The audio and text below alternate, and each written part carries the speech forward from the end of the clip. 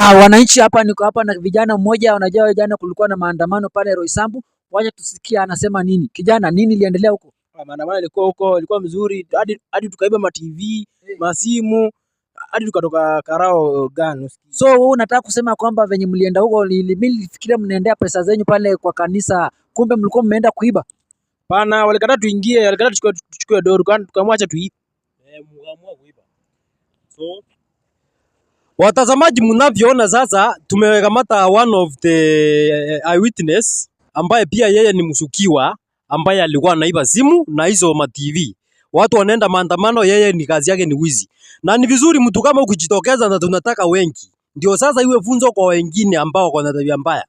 So kama wewe ni mwananchi unaona, so jichunge wakati unaongea mambo kwa media direct, na huyu ndio wa kwanza. Tunataka tujue kile tutamfanyia. Serikali iko na mkono mrefu, iko na mabua mrefu, mguu yake ni mrefu, inanusa mbali sana na endelea tu.